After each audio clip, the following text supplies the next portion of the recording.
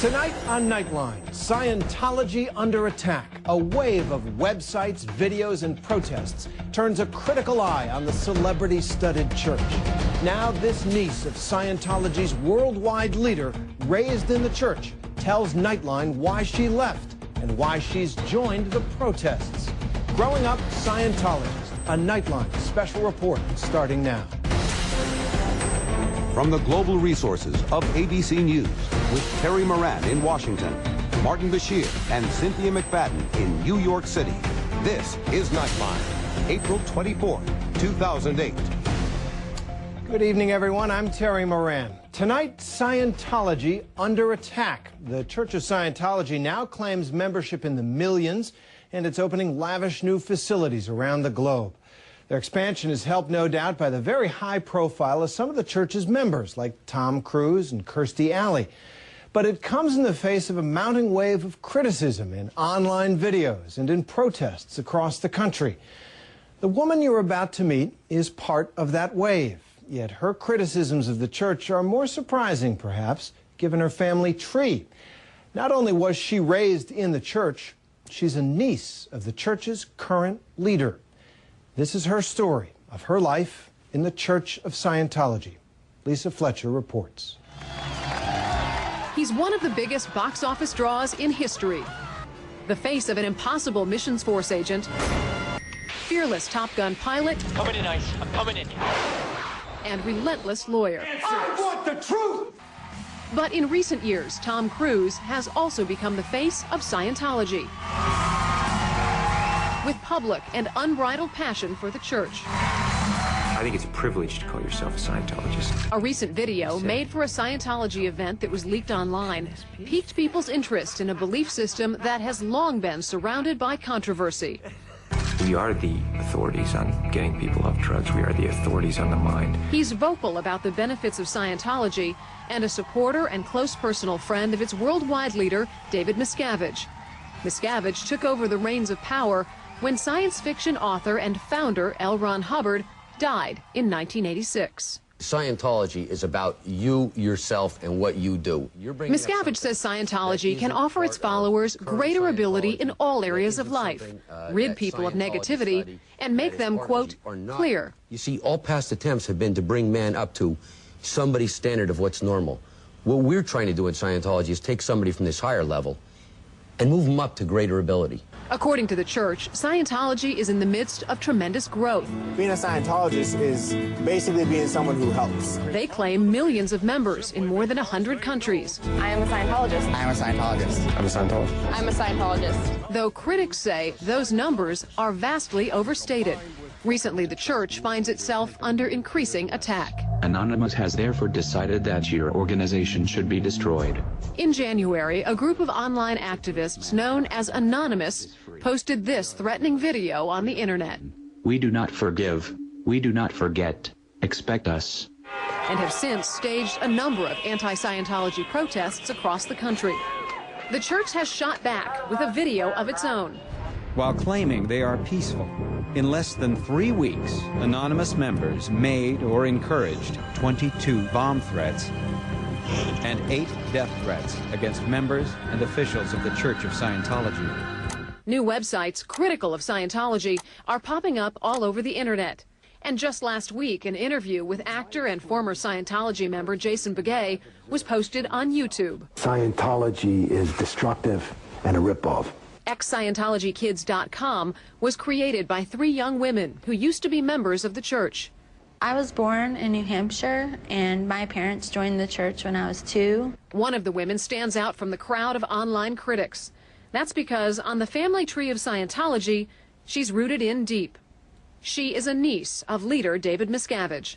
When I was younger, he would send me presents on my birthday. He was, very gregarious, very nice. Jenna Miscavige Hill was raised in the church.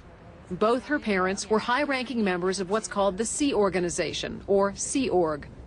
It is Scientology's version of the clergy, the group of people who essentially run the church. What we're told is that they have to work so hard because they're helping other people. Your family isn't the most important thing. From the age of 6 to 12, Jenna lived here at a Scientology-owned property in California that was known as the Ranch.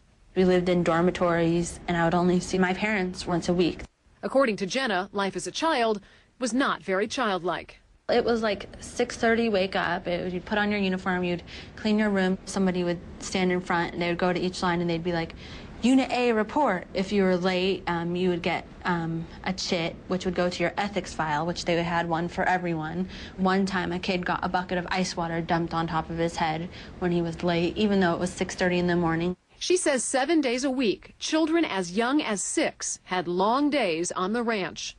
In addition to reading, writing, and arithmetic classes and studying Scientology, she says there were physical chores. These projects range from rock hauling, taking rocks out of the creek, picking them up, hauling them up the hill, putting them in a pile, and these were usually to make rock walls. As a little girl, she says she remembers weeding for hours. And we would do this no matter how hot or how cold it was outside. Somebody might say, you know, if you go to a strict school, a military school, there are going to be certain things that are required of you that may not be required of a kid in public school. Except I didn't exactly sign up for a military school. I don't think my parents were trying to sign me up for a military school. In an official response to a Radar magazine article that included Jenna's story, the church wrote, "Children were never forced to engage in manual labor. Claims to the contrary are categorically denied." About the ranch, which was closed in 1999, they said the facilities were nothing short of spectacular. There's nothing wrong with your kid working their chores, learning the ways of the world. Does it have to be rock hauling when you're a girl who's 6 years old? Jenna says when she was 7, she was asked to sign a billion-year contract to prove her devotion to the church. It means that, like in Scientology, they believe that you live lifetime after lifetime. So you've contractually committed yourself for every lifetime you have to Scientology. Mm-hmm.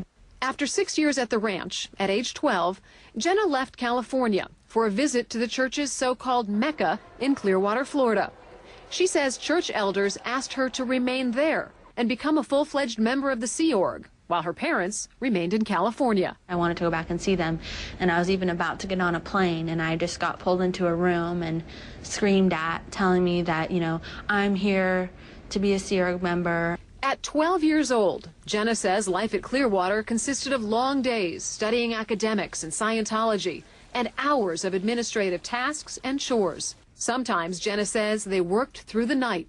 You don't sign up for the nights where you stay up all night, sleep 2 hours, stay up all night, the next night, sleep 2 hours. I saw my mom probably a half an hour one time from when I was 12 till I was 16. I saw my dad maybe 3 times for a half an hour each time from 12 till I was 16. In its written statement to Radar magazine concerning Jenna's account, the church said it, quote, does not comment on how parents choose to educate and raise their children. Jenna's parents declined our request for an interview. Hundreds of miles away and unknown at the time to Jenna, another young woman was working in the Sea Org. When I was 14, I was recruited to join the Sea Organization. They made it sound so wonderful. Like Jenna, Astra Woodcraft was the daughter of Scientologists and as a child went to Scientology schools. At age 15, she married a fellow Sea Org member. Her workday consisted of studying, mostly L. Ron Hubbard's teachings, and clerical duties. I worked, 15 hours a day. We worked 7 days a week. I maybe had 2 or 3 days off a year. Astra says disobedience wasn't tolerated in the Sea Org. She says once she refused an order from a higher-ranking Sea Org member. And he held me up against a wall, screaming in my face. They'll paint this extremely rosy picture, and it sort of sucks you in. Astra's father, Lawrence Woodcraft, says the family joined the Sea Org because of his wife's passion for Scientology.